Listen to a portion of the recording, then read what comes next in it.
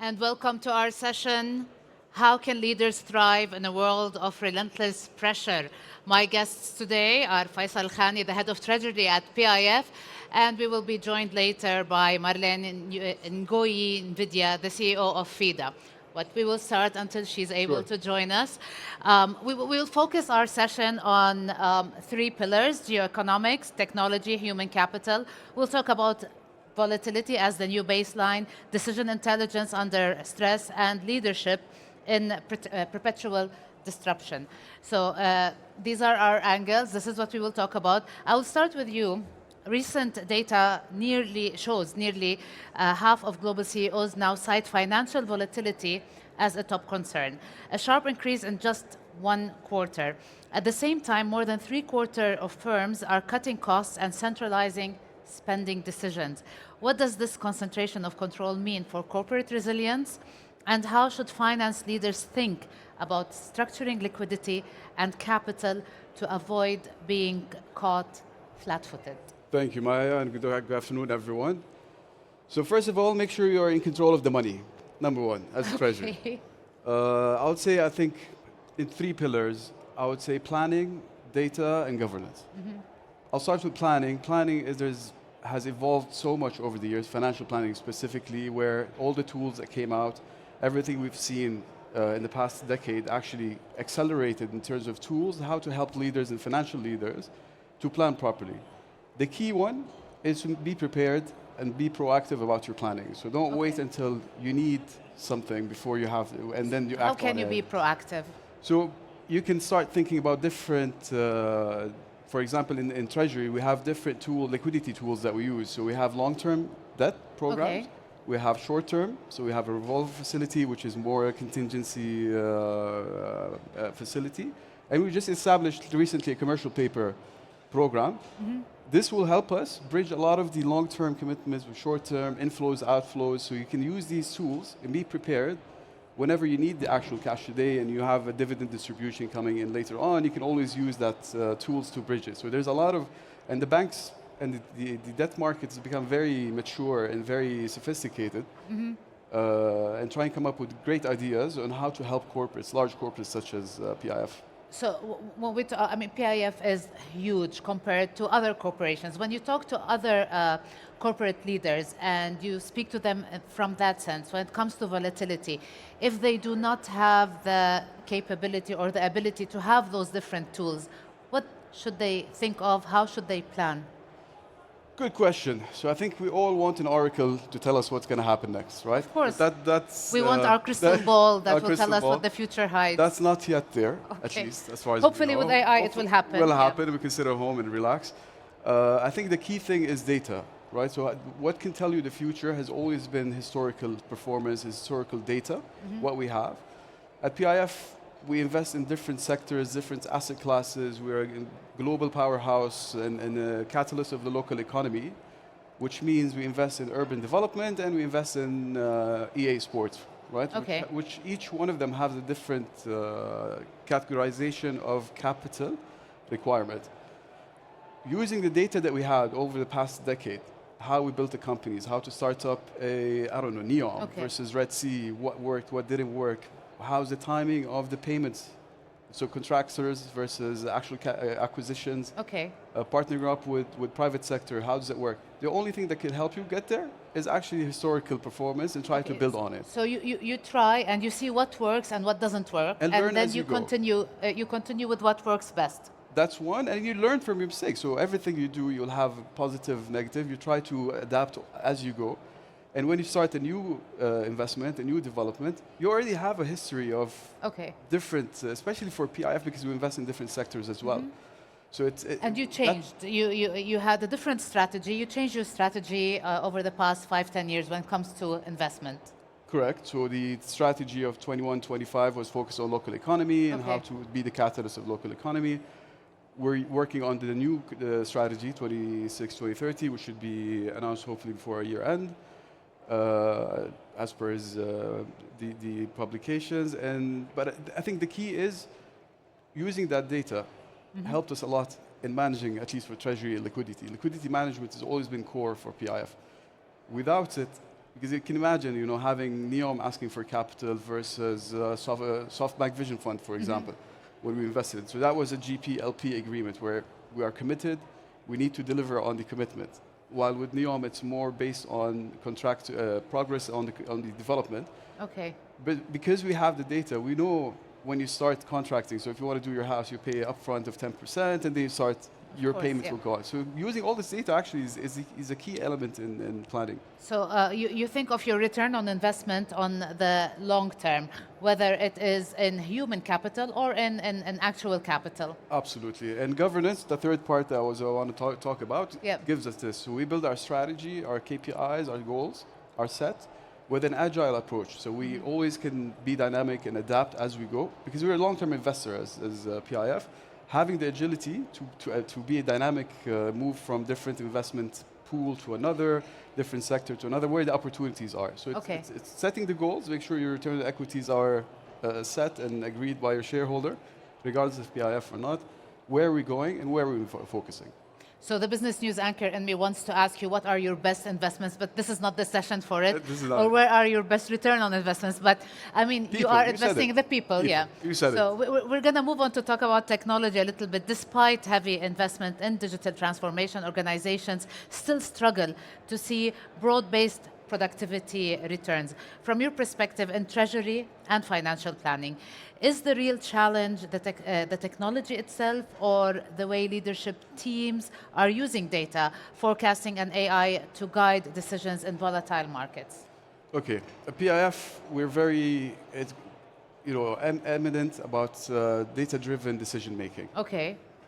We use our data available to make our decisions. This is the core in our approach. That's what we use. Actually, I'll tell you, Treasury was one of the first use cases was used, and AI developed in-house. That is very surprising, because when you say AI, there's always a fear of AI. But when you say you're using it in the Treasury department, it's more for forecasting. It's okay. Yeah, it's for forecasting. So let's explain that it's for forecasting. It's forecasting. Yes. So we use all the data I talked about that we had for the past, decade.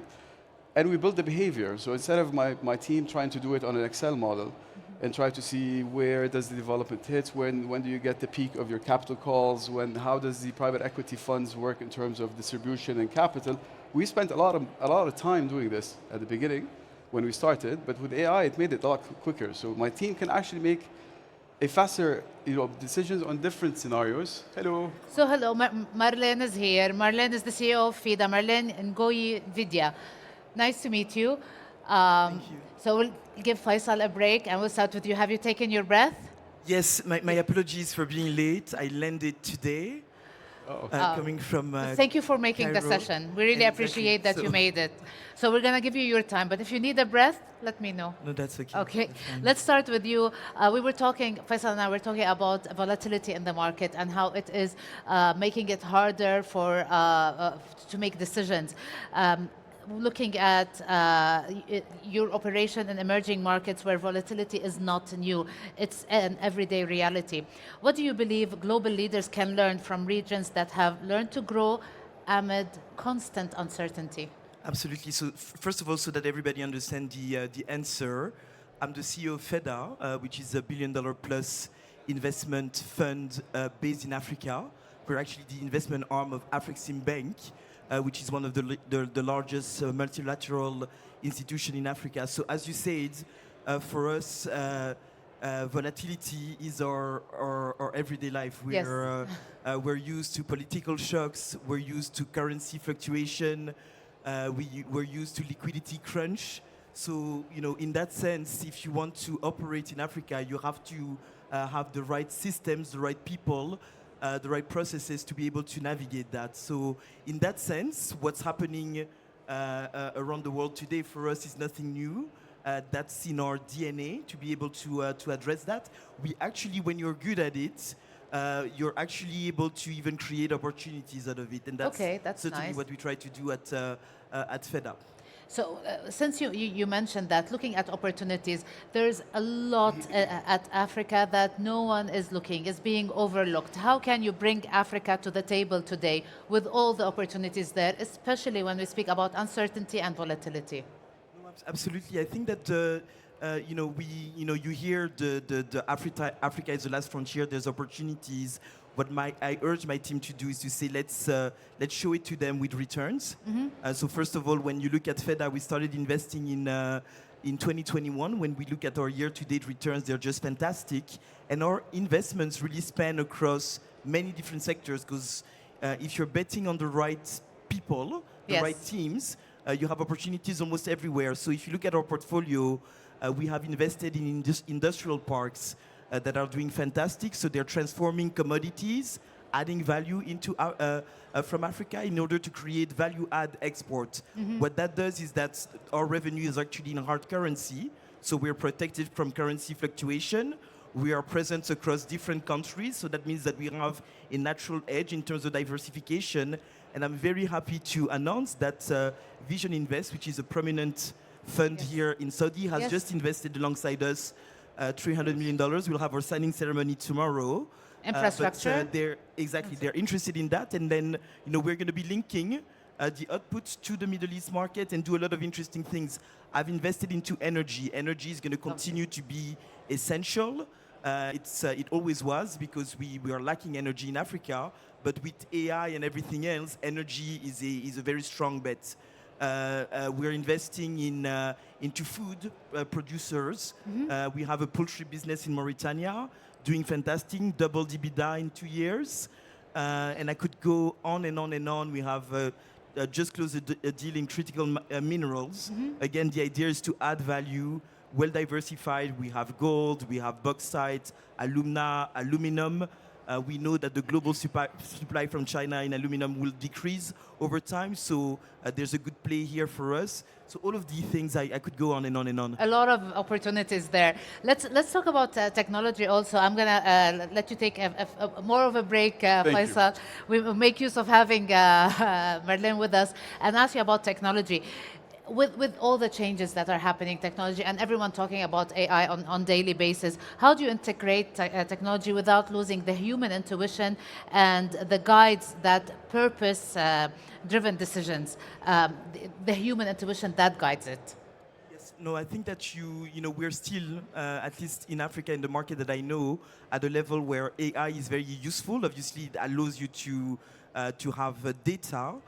But it's still in the market where I operate, the human intuition is still very important. I believe that it's still probably the same here in the Middle East. You would need to be in the market. You would need to know people. You would need to have looked at them in the eye. You would need to have spoken to their customers, their suppliers, their bankers. So there's still a huge element of human judgment. And I always say that to my team. I say the data is the data. It's useful. But at the end of the day, most of what we do, we are backing people and their ability to execute through cycles and through difficulties and to reach their goals. And so I do think, at least for the markets where I operate and for the line of business that I'm in, that the human intuition still remains very, very relevant. So let's move on to talk about I agree. I think that the whole AI and data is really giving more time people to think strategically rather than just working, crunching numbers. I mean, we came from, or I personally, I don't know your age, but I came from a time where we had to spend a lot of time on Excel, getting the data. When MIS was a thing, and now it's data science. So it's a whole, even in terms of terminologies, it actually evolved from just being in a management of information systems to actually data science. But this does not eliminate the human interaction. It doesn't mean that they're going to make a decision on my own. Otherwise, I'll be sitting at home and not wake up in the morning. But the key thing here is giving enough time to the younger team or the leaders to make strategic decisions and think properly, move the shocks. We're fortunate and unfortunate to live through different type of crises. So whether the liquidity crunch 2008 or COVID in 2020. You can actually be creative in terms of how build your scenarios and simulate the impact. Simulate the impact of, I don't know, supply chain. What happens if this happens? What happens if the banks stop there? That's why, back to my first point, is being prepared is the best thing you can do. And this is we talk about being prepared. We also talk. we always go back to talking about human capital. Everyone I've spoken to over the past 3-4 weeks, I've done so many panels in so many different topics in business. I'm jumping from one topic to another, and it always falls back to talent and the human capital and how we manage it. Faisal, let me ask you this. When we talk about these people and what is happening, how do you build on this? How do you look at the scenarios that give stakeholders the confidence to act more decisively when it comes to human capital? Yeah, again, this is a very big question. Human capital is very important. It's the most important capital that everybody has. And I think the human evolution is actually what's driving the technology evolution. So the thinking and in being there and thinking proactively and thinking of ideas. Today, we see the new generations thinking in a lot more creative ways than where 20, 30 years ago things happened across different sectors. But at PIF, we empower them, we give them their own autonomy to try to push there and reduce as much as we can the manual processes to give them more time to think and come up with. And you invest in them? And we invest, of course. So, they invest in themselves these days. They're not forced to go to, but everybody learns AI. So again, tech savvy 20 years ago used to be a thing. Okay. Today, everybody uses AI. My 10-year-old knows ChatGPT better than me. Yeah, my kids are the same. They know all this better. We're talking about better than me. Marlène, pressure today often shows up as burnout, fatigue across organizations. Also, what practical steps do you think you should take to protect your people's well-being while keeping performances high? How do you manage and maintain your human capital's well-being? Yes, no, thank you. That's a very good question. And I do push my team very, very hard. I think as we speak, they're working on closing yet another transaction. For us, it's very important when you're in the investment business, essentially beyond the technical skills, beyond the AI tools, the analytical tools, you really are hiring people's judgment. That's what you're hiring. They have to be able to make calls. Some of them are going to be based on quantitative data, and things like that, but a lot of it is going to be based on intuition, gut feel, a certain read of, like I said, the people that we partner with. And so for that, you want a certain level of freshness. It's almost you can't do this job if you are not able to be laser focused. So we work in teams. Okay. What we do is, if a group has worked very hard, we have a rotation system. We do force nowadays vacation for at least a couple of weeks a year to ensure that people recharge. You force vacations? We do, because otherwise, if you're there... Where's my boss? He's not here. Oh, okay. It can be a very costly mistake. When you invest millions of dollars into transactions, having people who are not fully focused cost a lot more than sending them on vacation for a few weeks. But most importantly, I think that what gives you energy, because believe it or not, I'm exhausted right now. Yes. I've had an exhausting month. But I think that what keeps you going is probably the passion for what you do. Yes. So we do try to keep people engaged, to staff them on things that are important to them, sectors that are particularly important to them, pair them with relationships that are strong. That helps a lot. So we were just talking about crazy October, all events all around the region. We're jumping from one event to another, but the conversations are amazing. We will be wrapping up in a minute, so I'll ask both of you the same question. If you could give one line of advice to tomorrow's leaders on how to thrive, not just survive, under relentless pressure, because in both your jobs, you are under a lot of pressure and you deal with money, not only your own money, everyone else's money. So Faisal, what would be the advice to thrive, not survive? I would say planning, planning, planning. For me, this is the key thing. Again, Planning what? planning for future, planning everything. Use everything, all the tools you have today. Don't be shy of collecting enough data to help you to the future. Because that's the only thing that's going to help. I'm a big believer of data drives. And again, history repeats itself. We're going to get there. Marlène, in your opinion, what is the one advice you would give to leaders on how to thrive and not only survive under all this pressure? Yeah, so I do believe in the 80-20 rule, really. Like, I do believe that during your day, 20% of the time that you deploy will create 80% of the good output. So for me, it's about focusing.